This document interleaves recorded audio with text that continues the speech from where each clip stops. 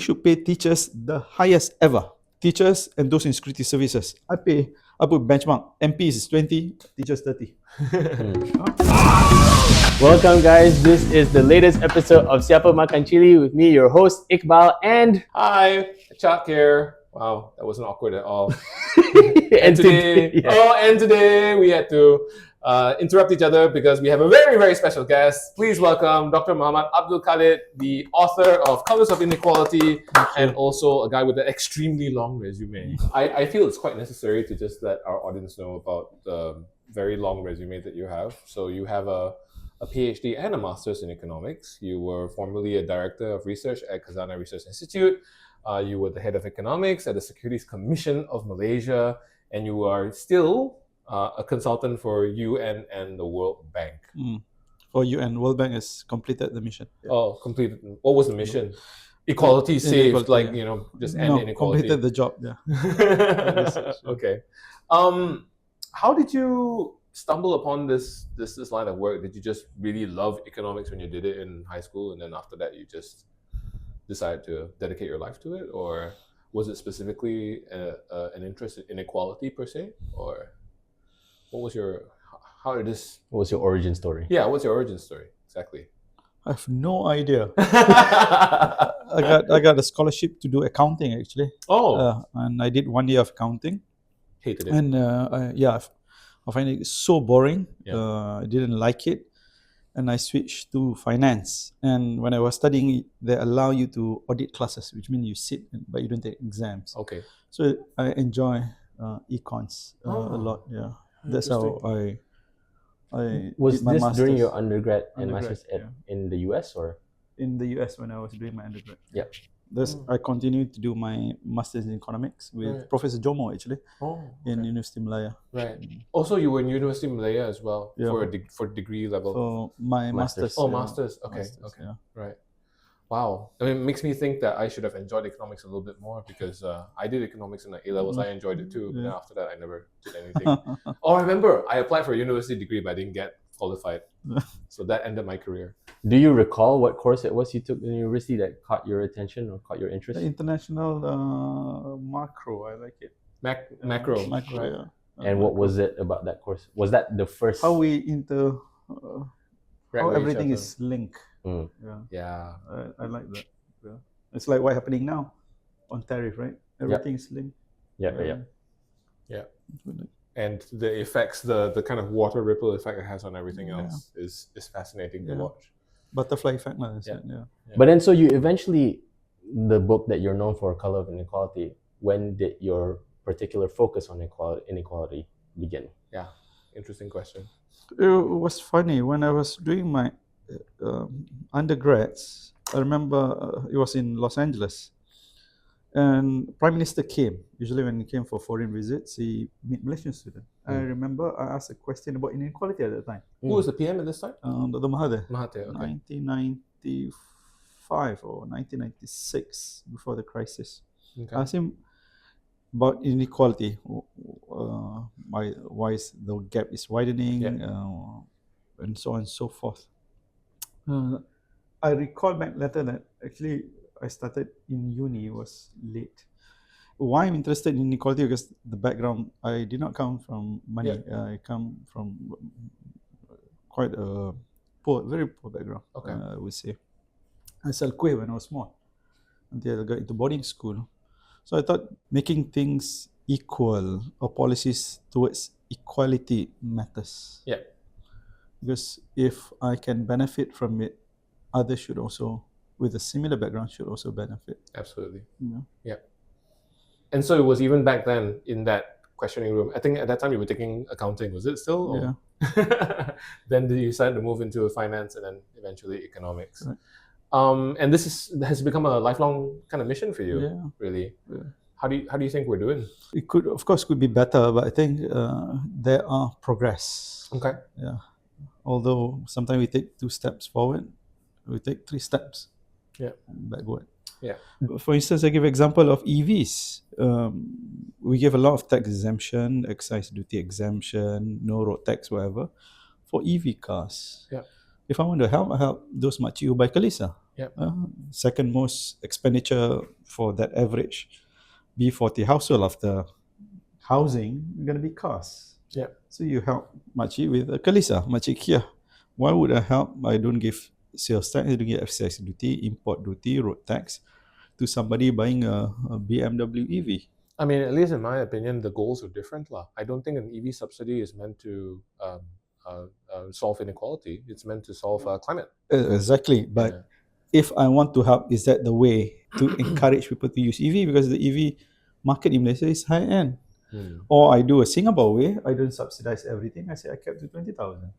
But we subsidize everything, no tax at all until end of this year. It's been since 2020. Yeah. If I want to help makcik Kia. Yes, absolutely.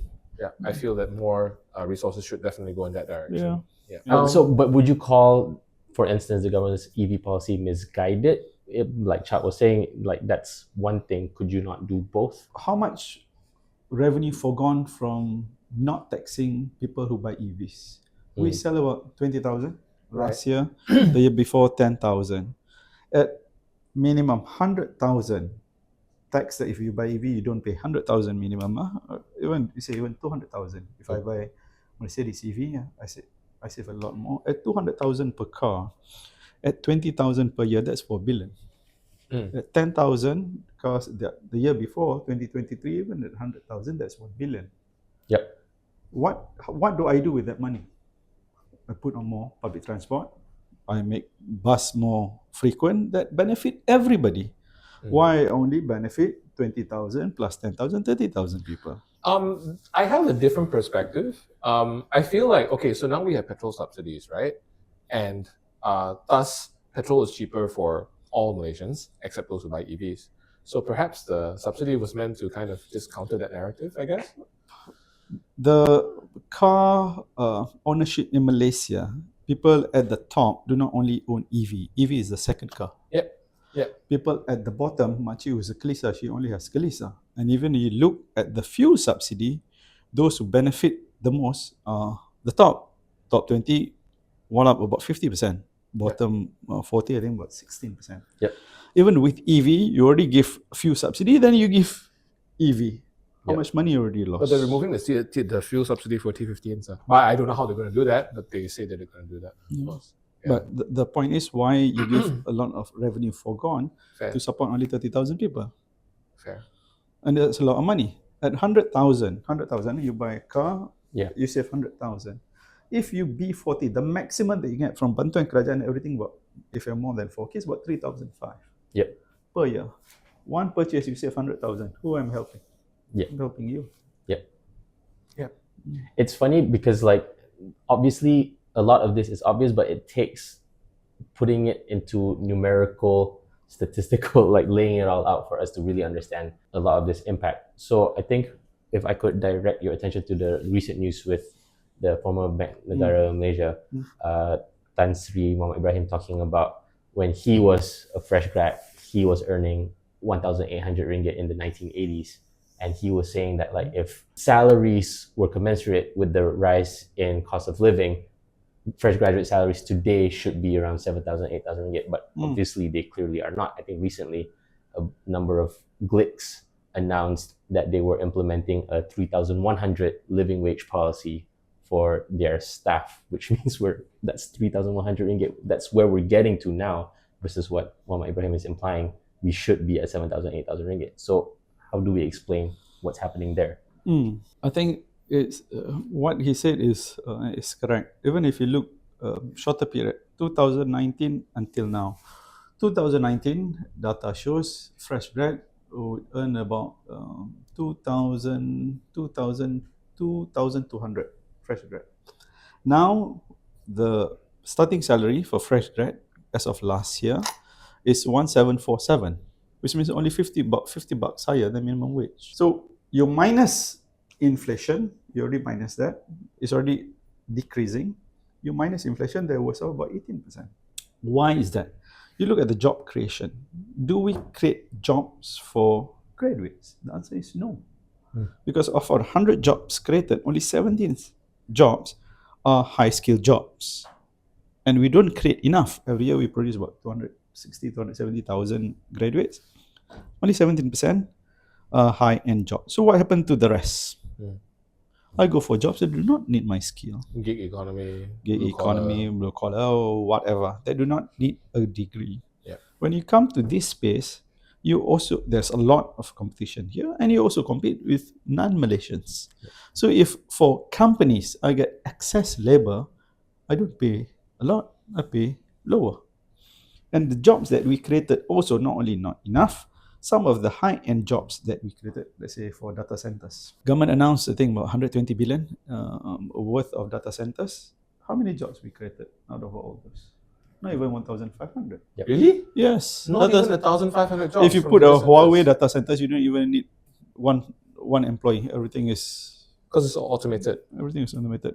If you even create 2 jobs, probably one to lock the door, one to sweep the floor or whatever. It's not high skill jobs. Right. But you use a lot of water, a lot Yeah. of energy. A lot of resources. We do in Johor, people don't have even water to bath. Is that why Singapore has kind of limited their data center capacity now? Because they realize that it doesn't generate as much job creation as other industries. As well as usage of water, High usage of resources. electricity. They pause for a couple of years. Now they become very selective. Yeah. We want data centers because it's sexy. Microsoft, all these grandfather companies come, we all shock. But it doesn't create jobs. And this is the problem. You ask about why it doesn't go up, salary doesn't go up. We tend to focus big picture, GDP growing. I mentioned to you the other day, GDP growing. If you look at states in Malaysia, and GDP has been growing, it's important to see how the cake, either the cake expanded or not. Equally important, who gets the cake? Yep. The cake can expand and only select benefit. The cake can expand in poverty can be still high. I give two example. Number one, you look at all the district in Malaysia. Department of Statistics publish GDP by district, GDP per capita by district. The richest district is Bintulu. Bintulu, oil and gas. Oil, right. It's equivalent to Germany. The GDP per capita equivalent of Germany. Do you compare Bintulu with Germany? Of course not. Yep. Germany produce cool things. Now you look number 7 out of 180 whatever. You look at number 7. Number 7, GDP per capita same as Turkey. We look, what do they produce? They produce logs. It's lodging in Kelantan. Yep. Poverty rate in that area, if you look GDP per capita, I want to be like this state, but in that area, GDP poverty rate is 30%. Yep. It could be misleading. We like to look at big picture. Who benefit? Does it create job? It's secondary. What is happening right now on tariff war, I don't think is about trade war. It's beyond that.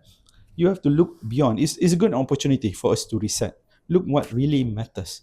Does all the investment that we bring in really bring jobs? Does our intervention on tax, on subsidy, really benefit those who need it? And so far, we tend to focus on the top. We forget what really matters. What's really interesting in your TV1 interview, he talks about this exact point. I think you were mentioning back in 2017, GDP growth was 5-6% quarter on quarter, but actual wage growth in terms of real numbers was 17 ringgit, meaning someone earning 1,700 ringgit was now earning 1,717 ringgit, contohnya. Correct. Do you find obviously you having come from a humble background as well, and now you're in this world, you're very much, right in the middle of it, where you have the effect on public policy and stuff. Do you feel like you're alone in this fight? Or do you feel there are people who are supporting you along the way as well? No, there are a lot of people who speak about this. And to give credit, a lot of civil servants also share this sentiment. Yes. Very honest, hardworking, want the right policy intervention.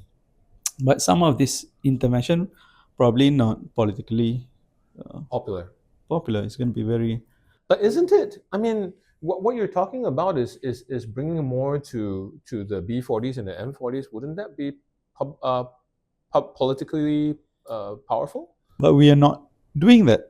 I give simple example on EVs. Simple example on EVs. Fuel subsidy not done. EPF withdrawal.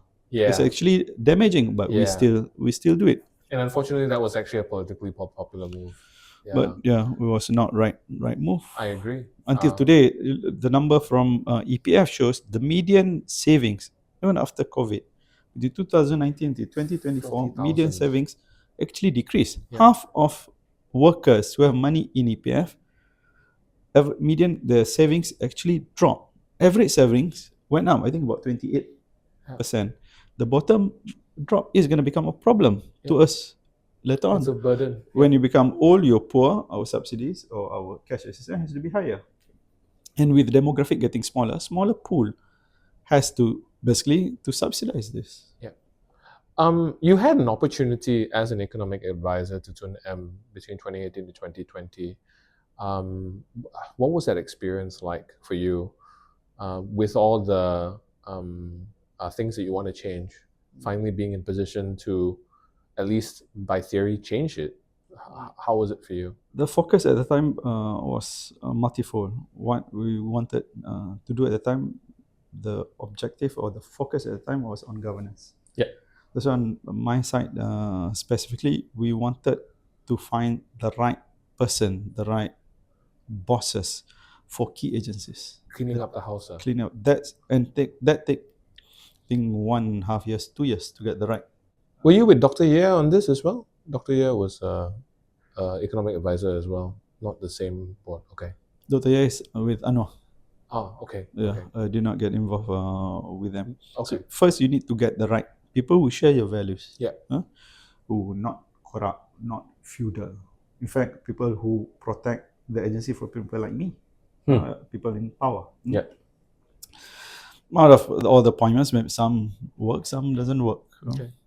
Number two, on gaps, on fiscal. Fiscal is important to reduce the gap. Yeah. In 2019, Dr. Mahathir increased, Guan announced it, increased the top marginal tax rate for those earn more than 2 million. And we checked, we increased from 28 to 30%. How many, that's what was shocking, how many are those who will be affected? That reported income more than 2,000 bucks. It's about 2,000 people. Okay. Which means doesn't make any sense because BMW and Mercedes alone sales about 30,000, 24,000. Yeah. So very small pool. Increase that. Number two, we wanted, that you mentioned about those interviews, we wanted MRSM to be for those who really deserving it. Yeah. And I think it was done at the time to get more from B40 families to be given opportunity in MRSM. At the time, it was a tough period because it was a coalition government from multiple parties with multiple objectives. But our priority at that time was to get, first, you need to get the right people. Even you get right policy, the people are useless, haprak tak guna, no point, not going to work. Yeah. The first, and this is the most difficult, I think we managed to get a lot of good people. And during that time, I think one of the highest, a lot of women leaders. And among GLC companies, not a single politician was appointed. Okay. In Mara, not a single politician. In Tabung, before that, I think half board members were politician. In Tabung Haji, half was politician. We clean up not a single politician, any of key agencies, not a single politician in any of listed entities. That's very important. You need confidence first. Yeah. I think that's the focus. Unfortunately, jatuh awal lah. That project was cut short, unfortunately. Yeah. Mahathir had the least political appointments. We actually did a project with Ideas called Pantau Kuasa where we actually tracked this. Yeah. And I think Tun M actually had the least political appointments. Some might just be coincidence, I don't know. Actually, we still haven't moved to the questions yet. Maybe we should. There's really a lot. I don't think we're going to be able to cover everything today. So let's at least, I mean, we should actually, for our audience sake, at least get to some of the questions. A lot of questions came in. We didn't even tell them who was coming on the podcast, but this is obviously a very hot topic, inequality. So I think we owe it to the fans to actually get to a few of these questions. So let's take a look at the first one. This one's a pretty simple one. The difference between mean and median wealth and how it distorts public perception. Mean is average lah. Median is half. For instance, I mean five of us. Okay, let's take the three of us. Iqbal earns Okay, 10,000 bucks a month. I own. We earn one ringgit, 1 ringgit. So average is $1 now. Yep. Now you get another person who Who comes earns here. 10,000 ringgit? Yeah. We get, I don't know, Elon Musk or something. Yeah. Got this. Our average is gonna go up. Yeah. To, I don't know, 100 billion each or something. But still, your salary is going to be one, mine going to be one, you're going to be one, but average goes up. It's distorted by the outliers. Yep. Median is the half. What's the number 50? The 50th guy or girl, guys, yeah. So in us, it's going to be about one, roughly. Yeah. And so that's why economists prefer median as Yeah. a less distorting. Yeah, of course. Because otherwise, average can be distorted by an outliers. Yeah. You got a couple of rich guys, then you think, okay, I gave an example. Apa nama? I remember this in the US, like the top, 1,000 people in the US earn more than the bottom 500,000 or millions or whatever. So it's really, really distorted. Globally, I think 64 people globally has more money than bottom 50 of world population. Yep. Yeah. Yeah. So that's how average income is not a good indication of how a country is doing. But median is also, there's also gaps in a median. What are those gaps? What are the It depends what you want to measure. I like to look at both. Okay. I look to do where's the outlier is and how the rest are doing. Both are equally important. Okay. Yeah, you don't choose one over another. All right. Oh, this is exactly what we're talking about. So a chart showing the inequality in tax paid by individuals. The top 15 pay 80% of individual income taxes. T1 alone pays 20%. So this is a very common narrative, I feel, at least among people in urban areas, where we feel like, hey, why are we paying all the taxes when other people are not paying taxes and stuff like that? What would you say to that? Does Makcik pay tax? Theoretically, no. So let's say someone who sells pisang goreng Does she pay beside the tax? road, drives Kelisa, earns, let's say, less than 2,000 ringgit? Okay. Does she pay any tax? I would think no.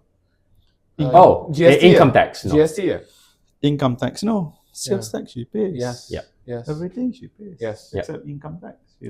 She doesn't pay. Those guys who pay tax, the resentment comes, I pay a lot of tax. The resentment comes because I don't use it. Yeah. Where is the highest subsidy? In health and education. Mhm. If you rich guys, you T1, do you go to public hospital which heavily subsidized? No. You don't. Do you send your kids to public school, heavily subsidized, or IPTA, heavily subsidized? No. You don't. Yeah. So you don't feel it. You don't feel that you get it. Yeah. You look at other countries. You look at Nordic countries, average income tax rate, top marginal about 54%, 54, 55. Yeah. Tax avoidance is the lowest. Mm. They don't run from tax. And they don't run. Why they don't run? I pay tax, I go outside, train works on time. Yeah. My kids in school. My wife gave birth, got 2 years salary paid. I got sick, good healthcare. I know where my tax money goes. That's number one. Number two, we're talking about income tax, personal income tax. You add consumption tax. Yep. Makcik, because consumption based on consume. Yep. 1 ringgit the rich has, how much he's going to spend on consumption? He's not going to spend a lot. The poor spend a lot on food in particular. That get taxed. That's number two. Number three, this guy also get a lot of benefit. Yep. From B40, how many own cars? I have no idea. I don't know. About 2/3, 1/3 do not own Okay. cars. Even if I own cars, Kelisa lah. Yep. Cars, Yeah. I buy EVs, I got just now 100,000. Yeah. Makcik is gonna get 2,500 per year. I Yep. got one off 100,000. How many years before I can match this 100,000? That's EV. Then I get my other car on fuel. I also get fuel subsidy. Makcik get 16 ringgit. I get 50 ringgit. Yeah. This guy also benefit. Yeah. So even if they're paying more on income tax, there's a lot more benefits that they're getting from a lot of Yes. other But sources. from a broader perspective, which one do you think governance should move towards more? A sales tax or a consumption tax or income tax? Both. Both. It should be fair taxation. It Okay. should be progressive taxation. So are you leaning more towards a socialist type taxation system or No, I'm free market? I do not like terms actually. Okay.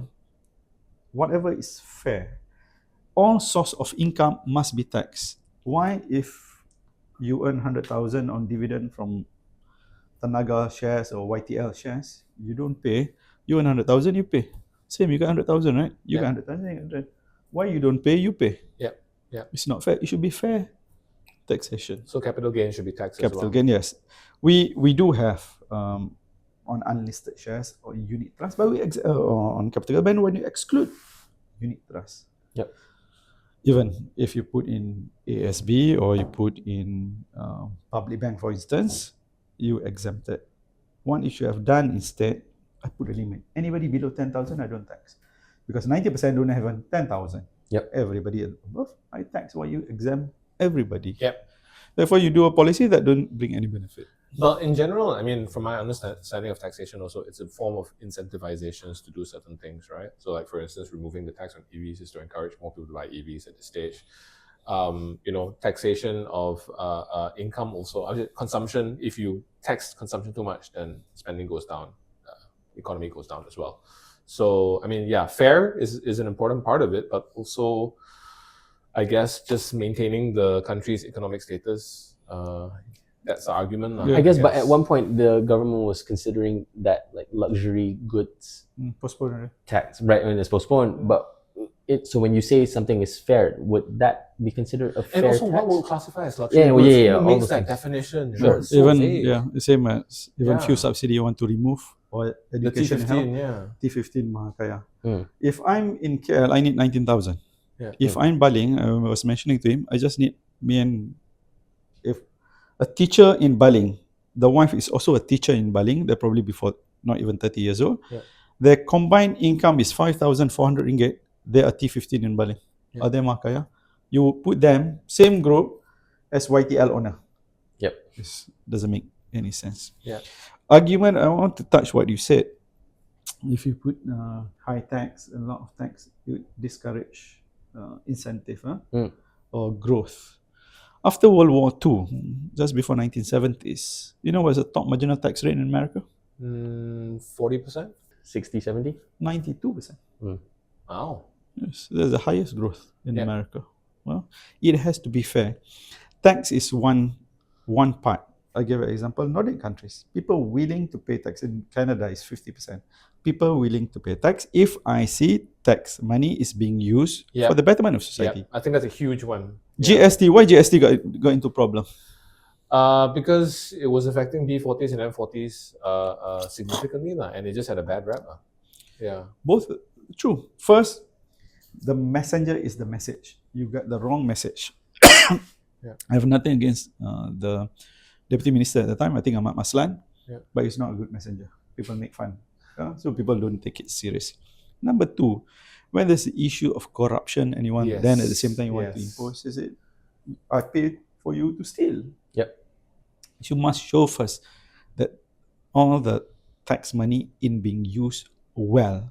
Yeah. Corruption is important. You must reduce corruption. Governance is important. That's why having good people matters. Okay, for example, like Nordic, tax very high, one of the highest in the world. Tax awareness very low. People still pay because less corruption. School system, one of the best in the world. You need that, then people pay tax. So you need trust. Yes. Yeah. And trust in the Malaysian government, unfortunately, is not high. It's higher now, maybe, but yeah. In fact, I think we have a question on that one too. How much wealth is polarized due to corruption? What percentage of our money is black? I didn't understand that one. Did you understand that one? Like, is this a term? Like, money is black? Black economy lah. That Dark economy, I think.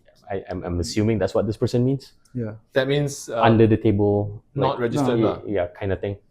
Right. Or it could be prostitution, drugs, and all that doesn't go through the system, doesn't pay tax. There's a lot of estimation on this. Between 15 to 25% size of the economy is black economy. You can increase your GDP. Italy did that, and UK did that. They legalized. I think Italy they legalized prostitution. So GDP goes up, and you collect more. Sometimes these kind of things it needs to be legalized. I'm not saying prostitution. For instance, one state in East Coast they want to ban vape. Mm. I have slightly different. I don't smoke. I don't vape. But if you ban, what is gonna happen? You think people are gonna stop? I would have thought that, well, classic economy theory was it would disincentivize them too, but clearly that's not the case. Prohibition, man. Yeah. Doesn't work. Everything's It's gonna be go more expensive. underground. Yeah. So Yeah. what you can do, you should regulate. I only sell at certain stores, Yeah. at petrol station or 7-Eleven. Otherwise, you go underground. You don't collect, and you do not know what the health costs gonna be. Yeah. Everything So- becomes invisible. Yeah, same like for blank economy. Certain things you should regulate. Yeah. We cannot pretend that it's not there. We cannot pretend there's no massage centers illegally, judi illegally is there. How do you regulate that? Do you have an estimate of in Malaysia how much of this money is not regulated? No, I haven't done specific study, and this is not Okay. my specialty, so I Okay. don't. What about corruption, like the cost of corruption onto inequality? Can you kind of make that link between how corruption creates inequality? Yes, I think the big complaint, especially pre GE14, and people were talking about, 1MDB doesn't resonate with people in rural areas. They don't see the link between a corruption case of that magnitude and Yeah. whether they get food on the tables at the end of the day. Is there a direct link Of course. And what is the easiest way to explain this link to the average person? that you've been able to communicate? Yeah. Okay, I try. Yeah. Okay. Woo. We take 1 MDB. You mentioned 1 MDB. Because of 1 MDB, the debt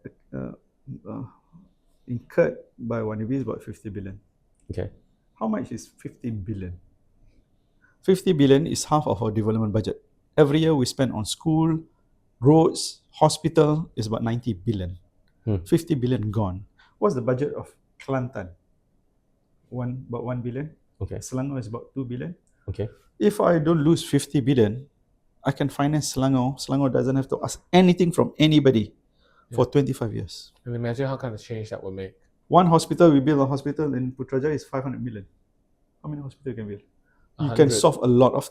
You go to public hospital, it's crowded. Yeah. The money can be used so Pakcik doesn't have to wait long for his operation. Schools can be better.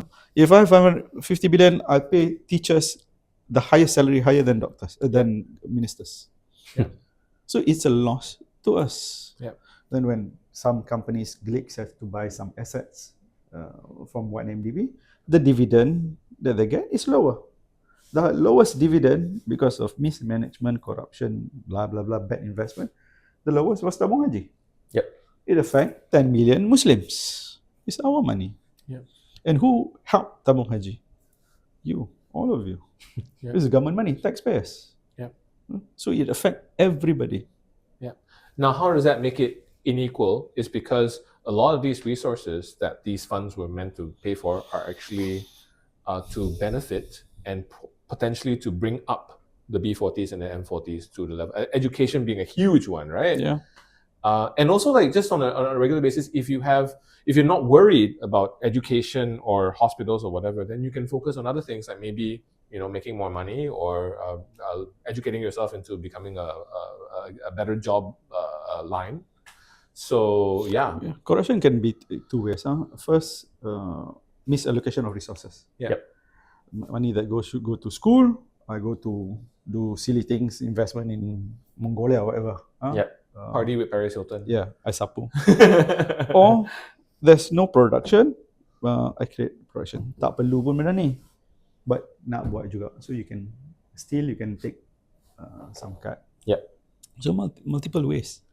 Okay, so we talk a lot about wealth inequality. I really like this question. It's so short, but so meaningful, right? We all know about wealth inequality. How do we equalize it? What are the ways that we can equalize this wealth inequality? Because this is not a Malaysian problem, right? This is happening around the world. The rich are getting richer and the poor are getting poorer, and that disparity is growing bigger by the day. What's the solution here? Which has any country solved this? Malaysia did after 1970s.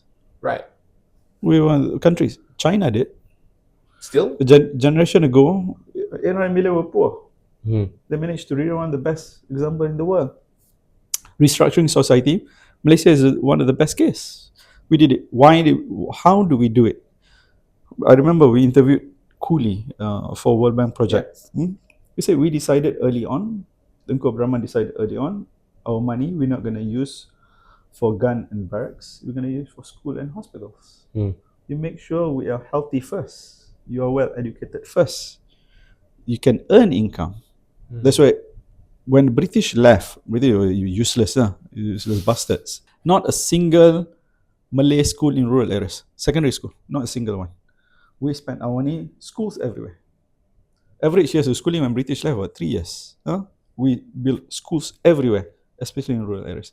Health.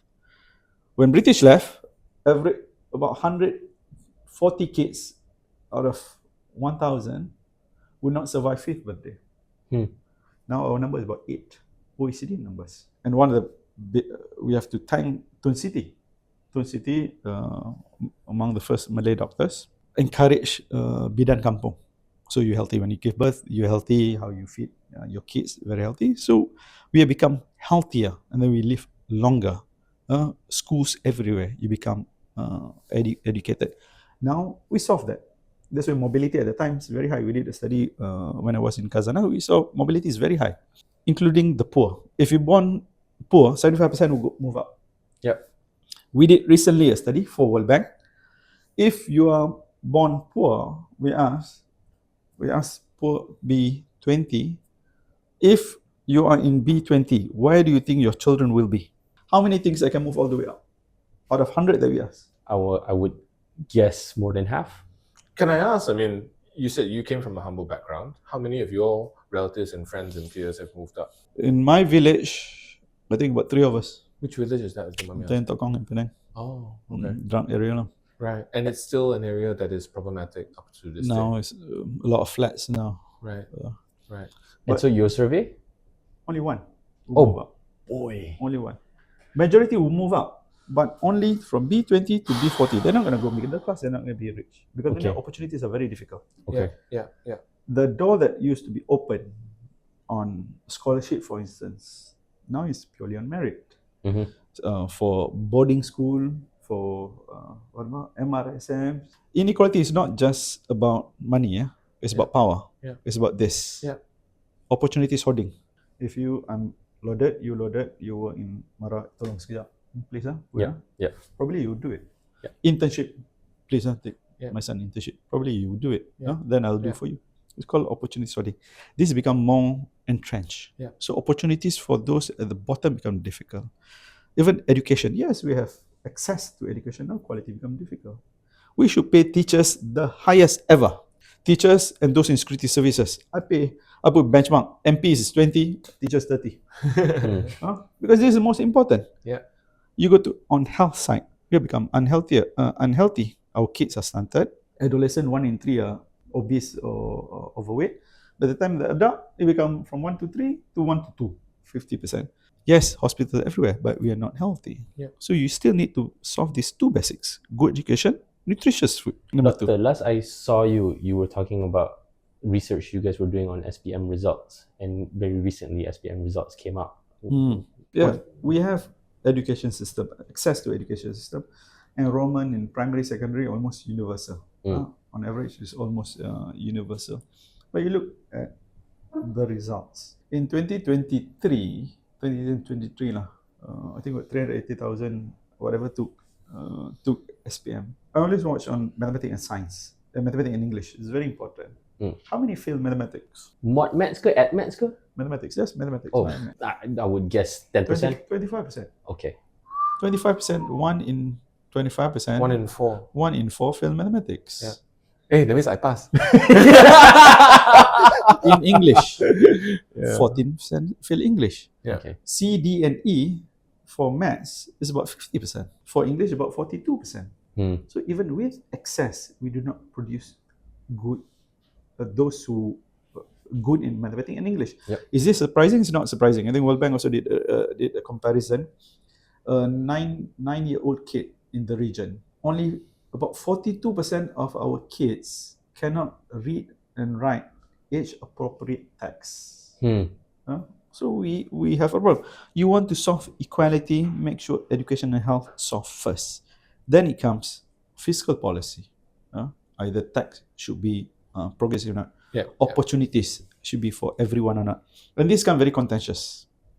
Because we don't solve this, we fight who gets the spot in IPTA, who got the scholarship, and always become racial. Yeah. Because we don't solve this. And the issue that not enough spots, sometimes we miss the forest for the tree or the tree forest, whatever it is. It should be more spot for this. You ask about corruption. Otherwise, every year we're going to fight why Chinese do not get, why Malay get, blah, blah. Because it's a scarce resource right now. Yes, because money got stolen. Yeah. If you open more slots, we won't fight. But this also comes to another point. I think we should address. We should be comfortable talking about uncomfortable thing. Does race still matters? With education? Doesn't matter. Does race still matters, or we go into class? I think some people like us would say it shouldn't, but I think a lot of people still say it does. Why is that? When we want to solve issues, well, there are times that the issues, if you look, is horizontal. There are two issues, horizontal and vertical. Vertical based on income. Like few subsidies, we say we're going to base on income. Yeah. But there are issues that are affecting based on horizontal identity, group identity. If I want to solve gender underrepresentation, I will use gender. Take women, more women. Yep. We do. Yep. No longer income, not class based. It's on gender. Now I want to solve on underinvestment in Sabah. So there are rich people there. But it doesn't matter. The issue is regional. I solve that.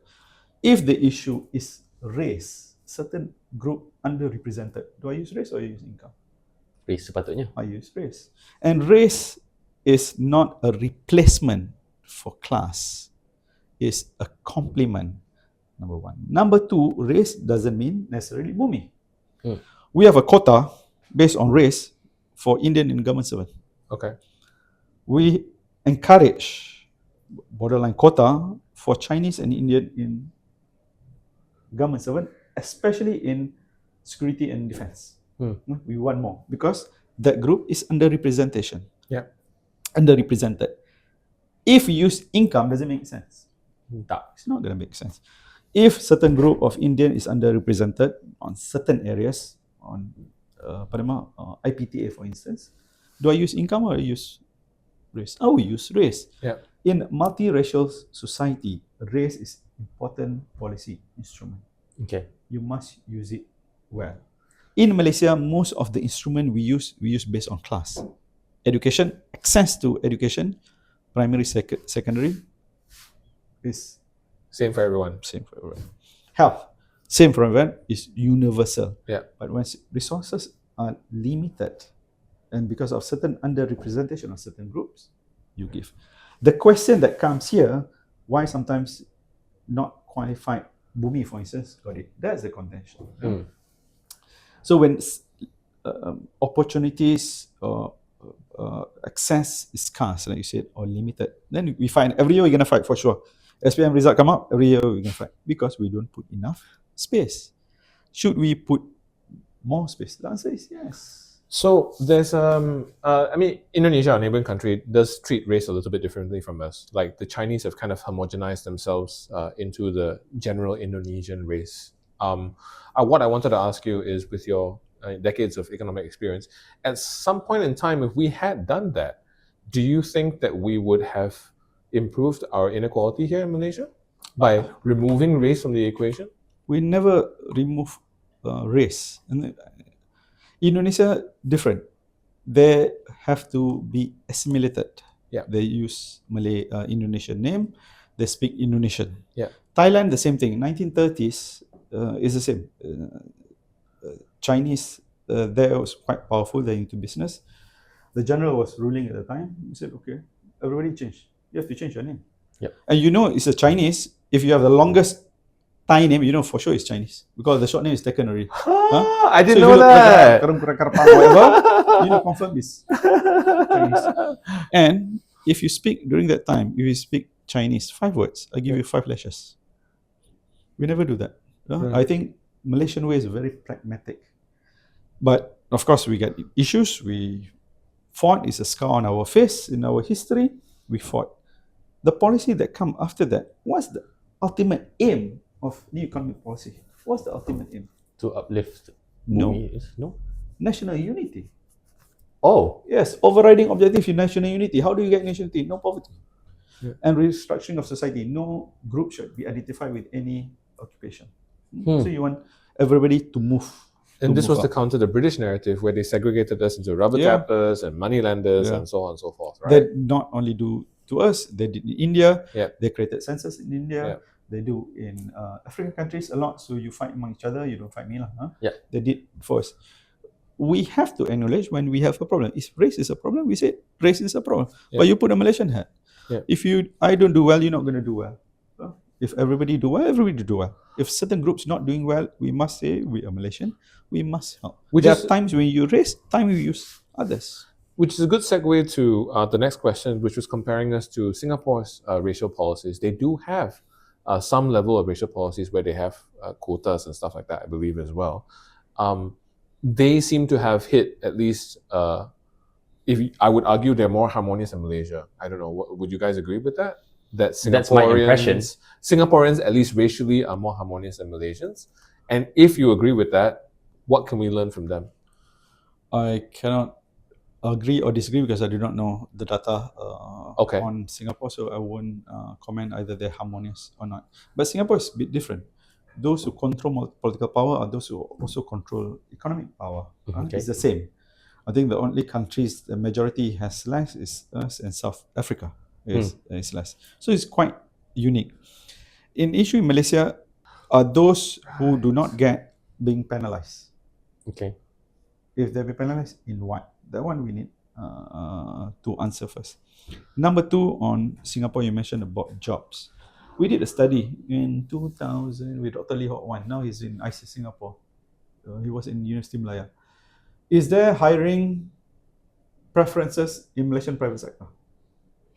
Or the question is, does race matter or grades matters? Right. When was the study done? 2016 or 15, about 10 years ago. And was this a survey of the Malaysian private sector? Malaysian graduate who apply for a job. Oh, okay. And race still matters. Yeah. Race still matters. We're not saying, we're not saying that certain race are pretty bigotry or no. We're not saying that. Is there? The answer is yes. Again, I said we have to be comfortable talking about this thing so we can solve it. Yep. Everybody has to do better. That's why when we talk about equality policy, what do we say? Education matters, health matters, tax matters, opportunities matters. If purely based on meritocracy, I got 9 years. Of course, you got 9 years. Your mother's an institution. Probably eat cornflakes or whatever in school. You got good meal, good sleep. You can study. When we did a study in UNICEF, majority of the kids don't even have in PPR place to study to do homework. Yep. So compare you 9 years, I'm 5 years. I probably give to 5 years. Yep. It's huge stairs to climb, but he managed to climb it. Yeah. Okay, sorry. Just going back briefly to education, because you guys did the study on the SPM results, right? Do you feel like what do you think is to blame for the decline of our education standards? Which, I mean, have been dramatic. I went to a public school, and at that time, I thought I was given a pretty decent education. But nowadays, it's hard to argue that our education standards have gone down now, right? It almost feels purposeful, like we're purposely driving our education standards down for some reason. Why? I don't know. Maybe to keep the population under a yoke, or I mean, that's my perception. I don't think a lot of people share this, but I just wanted to ask you whether you have any similar impressions or not. Teachers, I'm sure you remember your teachers. You remember your teachers. Yes. You guys remember teachers. Yes. They're all very dedicated. How did Singapore manage to become top 5 best education system in the world? Involvement of parents is very important. Pedagogy very important. Our pedagogy, unfortunately, is less inclined to mathematics or science. We're more, people are not happy if I say this, we're more into those who can be done after school hours. School hours should be for math, science, philosophy, music. They become balanced. Yeah. We're not doing that. How can we develop this country with the same teachers, with the same school, and yet the outcome was different? How many schools now have music classes, music club? It's much less. Yeah. So it's a syllabus issue as well? It's pedagogy issue, yes. Okay. And I think it should be decentralized to to school to decide, not On decided syllabus or on after syllabus. school? Yes. Oh wow. On syllabus. Okay. But Should wouldn't that be be resource heavy as well to get schools to develop their own syllabuses? Teachers are the best. Your teacher know more about you than somebody in Putrajaya. True. The World Bank did a study on education outcomes. It said one unique about Malaysia, parents' participation is very much minimized compared to other countries. And that's a bad thing. It's a bad thing. Right. Parents should get more involved. Yep. Ada lagi. How is wealth inequality outside of Klang Valley versus inside Klang Valley? Do you think there is a higher Gini coefficient here or in rural states? If you look on average, most unequal state is actually Sabah. Yeah. Probably Dalilah is from Klang Valley, because inequality you always compare in relative terms. Yeah. You compare what you see. If I drive like in Penang and drive on from balik pulau, I say all the condo, I cannot own that. Yep. So I think wealth inequality is why, because I compare. Even New York Times, there's an article, why the rich in New York feel they're poor. Because they're multi-billionaire there. Yep. So I'm millionaire, I feel nothing. Yep.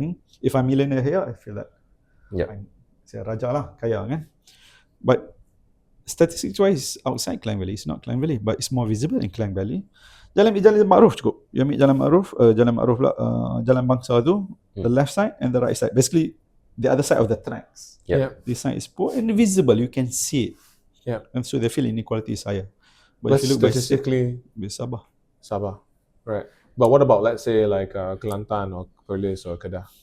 Sabah is still highest. And is But that compared to KL? is that because there are there's a higher population of Resource-based ultra-rich there, or- economies. Okay, The resource-based loaded, all economies. the tycoons there. Okay. Yeah. But doesn't mean her question is not valid. Yep. She feels based on her observation is very valid. Do you want to tackle this one? Nope. Okay. Too let's much, avoid too many that. malls. This one I thought was really interesting. So there's a perception that the top 1% of Malaysians have some sort of magic skill set that allows them to be richer, stay rich, and get rich. Because, for example, we hear stories of like Robert Kwok was from also poor background, and he's probably number 1 or number 2 richest person in Malaysia today. And there's a belief that there's a fundamental difference of people in the top 1% versus the 99%, whether they're born different or whatever. You, having come from a more humble background, up to, I'm guessing, what is at least a T20 or T10 lifestyle, what do you say about this? That the top 1% of Malaysians do something differently from the rest? There's a lot of myth or misconception, or I would say tahyul lah, khurafat Malay says about some of these things. I'm rich because I'm smarter. I'm rich because I work harder. Not because of my parents, not because of anything else, which is bullshit.